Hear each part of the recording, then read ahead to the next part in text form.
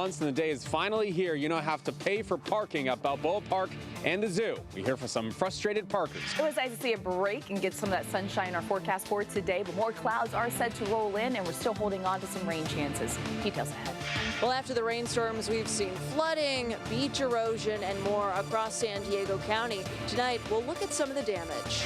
Viral video from tide pooling hotspots during this weekend's king tides show marine life being harassed and trampled. We talked to the experts about the laws and the right way to tide pool.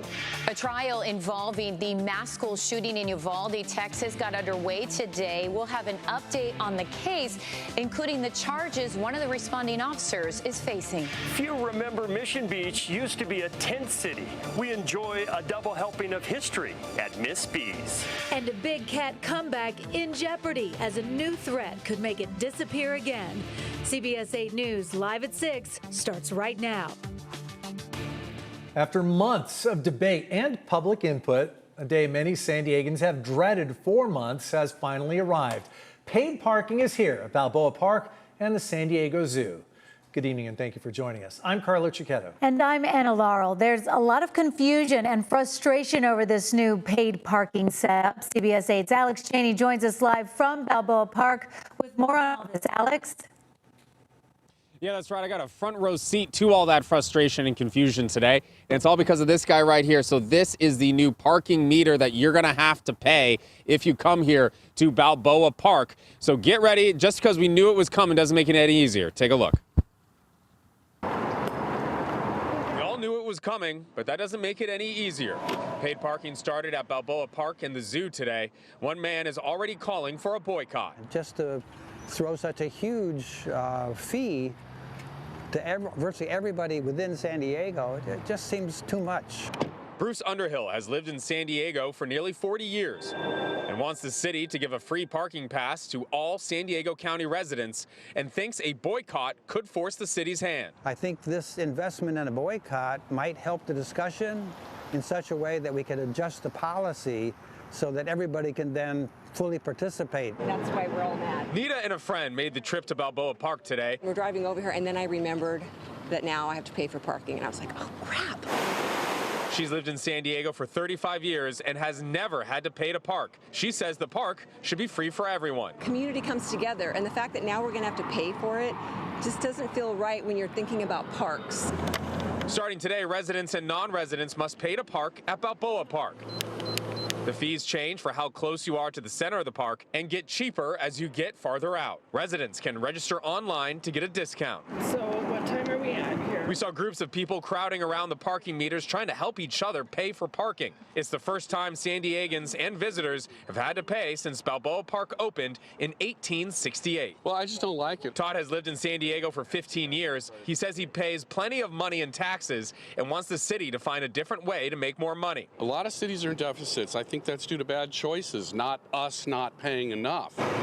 Also, visitors to the San Diego Zoo are paying to park for the first time. It's $16 to park for the day, while zoo members park for free. We saw parking enforcement out in the lot and a few tickets. Isaac took his kids to the zoo today and was shocked by the price. At least bring it down to like dollars, not $16, you know? Not my left leg to go to the zoo for an hour and a half. So lots of frustration today, so just keep that in mind. The next time you go to Balboa Park or the zoo, you're going to have to pay to park for the first time. Reporting live, I'm Alex Cheney, CBS 8. Back over to you. All right, thanks, Alex. Tonight, we're hearing from Venezuelans here in San Diego who are reacting in different ways to the arrest of Nicolas Maduro. Over the weekend, people protested at Waterfront Park. Some said they were horrified by Maduro's dramatic capture by U.S. forces. Venezuelans who gathered at Encuentro Cafe in Old Town called his arrest a long-awaited moment. We are creators of the conditions in Venezuela, and to go and say now that we can just walk in and kidnap the president is an absolutely illegal act. This is a moment that we have been waiting for over 2 decades to be able of getting rid of this corruption, of these criminals that have kidnapped our country. Now, coming up in our next half hour, we'll have more on Maduro's first appearance in court today. We're coming off a weekend with a good amount of rain. So how's the rest of this week going to shape up? Yeah, Chief Meteorologist Carlene Chavis joins us now with a first look at what we can expect this week. Carlene? Well, we are actually going to see a dry pattern, but we do have some chances for additional wet weather to get through before we get to that. So let's go ahead and take a look at those weather headlines. We have an area of low pressure that is bringing a lot of heavy rainfall right now to northern California. Now it is going to continue with onshore flow. You're seeing the clouds building out there as well. So a slight chance we could see some light showers for tonight. Then we get into tomorrow. Tomorrow is going to be a mostly cloudy day. And then we're looking at an additional surge as that low closes in on us. So as a result, we are looking at a chance for some wet weather in the forecast. That looks to be on Tuesday night and then lasting through Wednesday as the low itself moves just towards south of the border. So over northern Baja, presenting the chances for the additional wet weather. Then we get to the weekend. That's when Santa Ana winds will be in the forecast, and that leads to warmer temperatures as well as some drier conditions. This is not looking to be heavy, especially compared to the last systems that we've had that have brought a lot of flooding. It looks to be an additional 1/10 of an inch of rainfall through Wednesday for most of the county. Could see about 1/4 for El Cajon as well as for Campo. So we'll go ahead and take a look at your complete forecast coming up. Anna. All right, Carlene, thank you. And as always, you can find an extended weather forecast on the CBS 8 app. Stream anytime for free. And those storms caused real damage all over San Diego County. CBS 8's Steffi Roche joins us live from Carlsbad. And Steffi, what kind of impacts are you seeing from the rain up there? Well, walkers along the coast today had to dodge a sinkhole. This one here behind me. Now, after heavy rainfall, sinkholes are quite common because the water saturates the ground, erodes supporting soil, and dissolves soluble bedrock like limestone. Today, we caught up with Will Miller, an Oceanside resident who frequently walks this trail in Carlsbad. I've been eroding in through the area. This is a thin spot. We usually just kind of walk around. I haven't seen it all taped off like this, so it concerns me. It looks like it's come back a couple of feet since this last rain. Yeah. Meanwhile, in other parts of San Diego County, areas were hit hard with flooding last week, including in Mission Valley, where businesses like flower shop Native Poppy flooded, and where one person was rescued from significant floods around Fashion Valley. And one person here on the trail who declined to be interviewed on camera told me she put in a call this morning about this sinkhole, and she was very pleased to see that it's already been taped off by this city this evening. But for now, reporting live from Carlsbad, I'm Steffi Roche, CBS 8. Seeing a lot of those impacts all around that, a lot of potholes for sure. Meantime, huge crowds swarmed popular tide pools along our coast during the recent king tides. But some people, they're not following the rules, and they were called out on social media for not being respectful of marine life. Noticeably missing from the videos, any sign of park rangers. CBS 8's Steve Price joins us live from La Jolla Shores. Steve, who's responsible for enforcing the rules out there?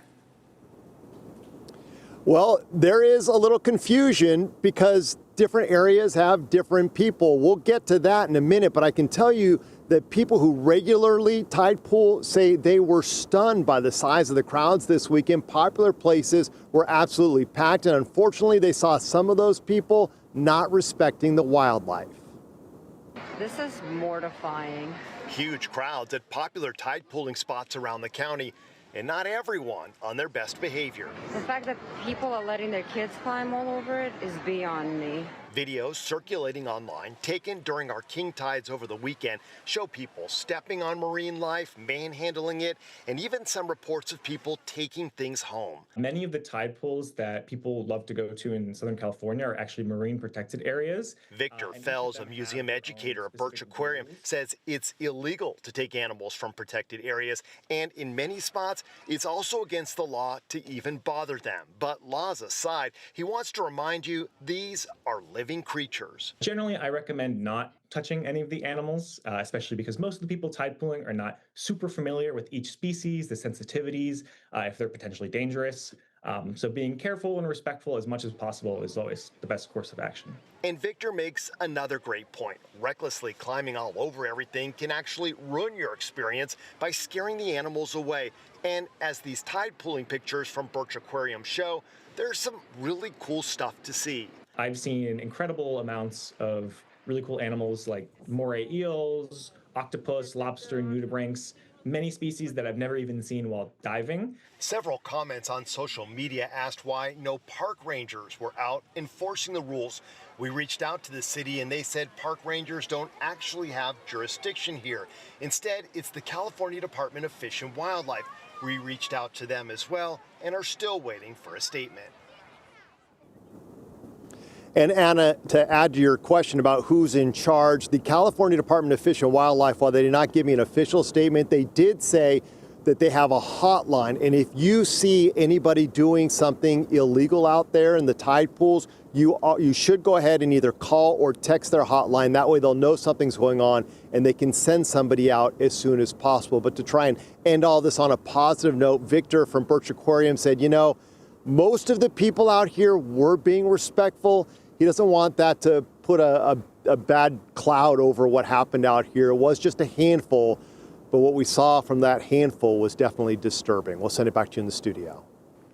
All right, Steve Price reporting live for us. Yeah, don't mess with that stuff. Yeah, I saw a video of people prodding at octopus and even pulling lobsters out of the water and walking away with them. That's not good stuff. No. Good advice there from Victor. Thanks, Victor. Yeah. The man convicted in the deadly Santana High School shooting is asking for his release. We've got those details still ahead, plus jury selection starts in the trial of a former officer who responded to the Uvalde mass shooting. And California lawmakers swear in new leadership as they begin a new legislative session. We break down their top priorities after this.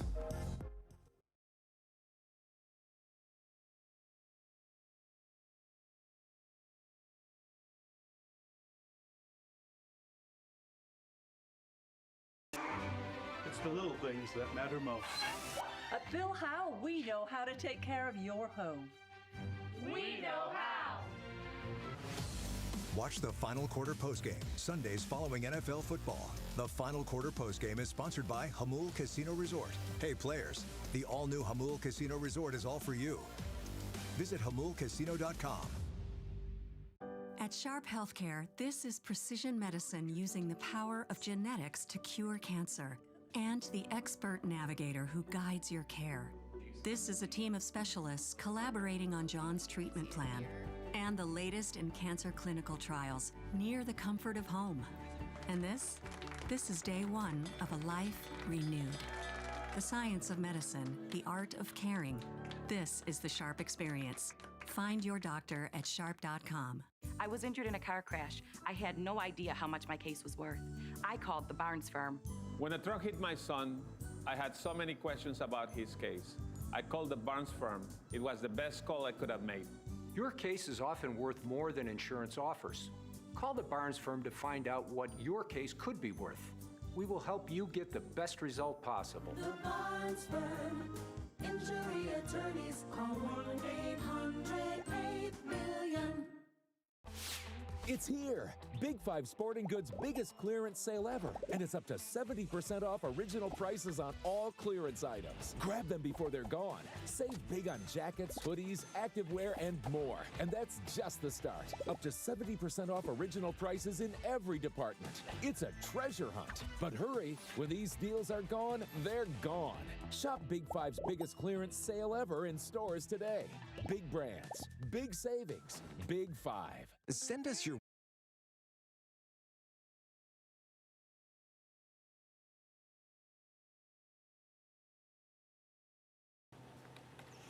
The man convicted in the deadly Santana High School shooting more than 20 years ago is asking for his release. A Superior Court hearing for Andy Williams is scheduled for tomorrow.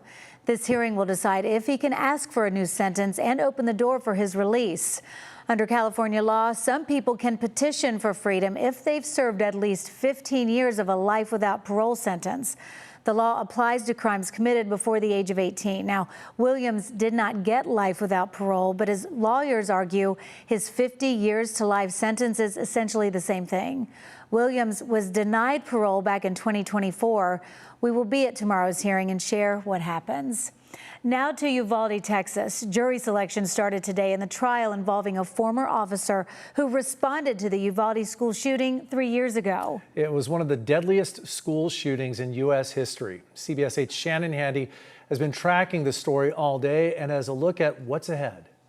It's very rare to see officers charged in these situations. This is the first criminal case related to the Uvalde shooting. Prosecutors say Adrian Gonzalez was one of the first officers on scene, yet failed to protect the 19 students and 2 teachers who died. The mass shooting that unfolded in May of 2022 at Robb Elementary School in Uvalde, Texas, sent shockwaves across the nation. Who we witnessed? Not only because of the age and number of victims, but also how long it took law enforcement to approach the gunman and take him down. Surveillance and body cam videos show officers packed the school's hallway. Nearly 400 responded, yet 77 minutes passed from the time they arrived until a tactical team breached the classroom and killed the 18-year-old shooter. Since then, loved ones of the 21 victims have pleaded for change and accountability. We're very angry. And we want justice for our kids. Adrian Gonzalez, one of the first officers to respond to the attack, is charged with 29 counts of child abandonment or endangerment. His trial got underway with jury selection this morning in Corpus Christi, Texas, after the defense argued Gonzalez would not get a fair trial in Uvalde. To change the venue to Corpus Christi out of Uvalde was a big win for the defense. Gretchen Von Helms is a criminal defense attorney based in San Diego. She says in a case like this, jury selection takes time as hundreds will be interviewed. The defense and the prosecution and the judge all sit in a room, and they have probably 50 to 100 jurors there, and then they question them about their ability to fair, and then the judge decides. They don't select the jurors, they just excuse the jurors they believe cannot be fair or impartial. It's a very long process to sort through all the jurors, because if they go through all those 100 and they can't pick a jury, then they might get another 100 up and have to go through all those people. The presiding judge has said they're not looking for people who haven't heard about the case, just those who can hear the evidence fairly. The trial is expected to last 2 weeks. As for predictions, Von Helms says it's a challenging case for the prosecution to win, as seen when an officer involved in the Parkland, Florida school shooting in 2018 was acquitted on all charges. This is a very difficult case for the prosecution because most people love law enforcement. Most people respect law enforcement. If convicted, Gonzalez faces up to 2 years in prison. The former Uvalde School District Police Chief was also charged, but his trial is pending. All right, Shannon, thank you. And our coverage continues on our free CBS 8 app, where you'll find and be able to stream the trial in real time. Before that starts, we have a half-hour special exploring the path that led to the trial that you can stream right now on the CBS 8 app. Download on your TV and watch for free. Recent rain has forced officials in Los Angeles to shut down Topanga Canyon Boulevard again. The area is still recovering from last year's Palisades fire, and the road had just reopened on Friday. But Caltrans doesn't want to take any chances on mudslides or debris flows. Last week's storm brought mud and debris on the road again, and right now it's not clear when it may reopen. Up in Northern California, storms led to a winter wonderland at Palisades Tahoe. The ski resort is grateful for what they're calling a Christmas miracle storm. It dumped 38 inches over 3 days, including 19 inches over just the last day. That brings their season total to 143 inches, with most lifts now open and running. The resort says it's perfect timing, as January is Learn to Ski and Ride Month.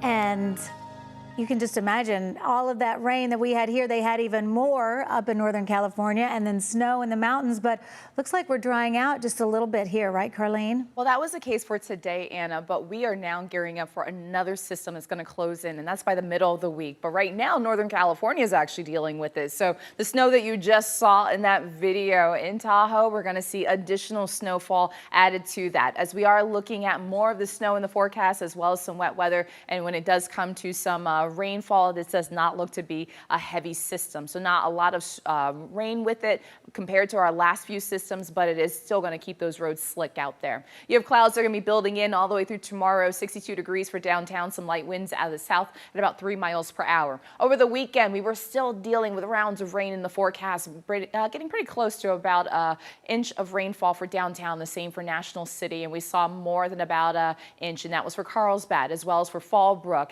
and saw a little bit more than about a half an inch, and that was for Escondido. So we did have more additional rainfall, looking at 3 inches, a little bit more than that for Palomar Mountain over the last 2 days. We had the more moderate rainfall before we got into the daylight hours for today. Today was a nice little break, but as mentioned, we are going to be gearing up for more of that wet weather in our forecast. But it mainly looks to be a 1/10 to 1/4 of an inch as we go from tomorrow all the way into Wednesday. When we look at our standings for the water year, because of the recent storm systems bringing a whole lot of heavy rainfall with that, it's widened that gap, talking about that surplus. It started to shrink before we got into the month of December, and now we're seeing quite a different story with the relentless rainfall that we have been seeing over the last few weeks. So that brings that surplus about 1.5 inches to 5 inches. And so we are looking at more wet weather in the forecast, but as mentioned, not looking to be as heavy. Seeing the scattered showers, even heavier rainfall moving in through Northern California, also seeing the snow out there. And so they're dealing with that. That low is going to close in on us, but that only brings in some on again, off again activity. And that main surge looks to be tomorrow night all the way through Wednesday. So that's why you're seeing some raindrops on there. It looks to be relatively basically not as bad as it was previously. So relatively light compared to the rainfall that we have been experiencing. And then we get into the weekend. That's when temperatures start to warm up a little bit more. We also talk about our sunshine back in the forecast, but we also have to talk about Santa Ana winds. So we'll get to those details next half hour. Let's go ahead and take a look at your weather quiz question for tonight. What is the name of the spiral-shaped bands of storms surrounding the center of a tropical cyclone? Whole lot of words, but just keep that in mind. Spiral-shaped bands. So is it A, inflow bands, B, feeder bands, C, A and B, or D, none of the above? It's not D. That's the only hint I'm giving you. All right, this month, 2 people have a chance to win a 4-pack of lift tickets to Big Bear Mountain Resort. So go to our website, cbs8.com/weatherquiz, so you can enter to win. This prize is sponsored by Renovation Realty. You get your new weather quiz question every Monday through Friday during this newscast and our 7 a.m. on the CW San Diego. Good luck. That's a good one, isn't it? Yeah. Good prizes. I'm stumped, I'm not going to lie. Well, a big wake-up call this week for people who have defaulted on their federal student loans. We have details on that still ahead, but first, a conservation success story now in jeopardy. How new border wall construction threatens a revival of jaguars in the United States. That's next in an Earth 8 report.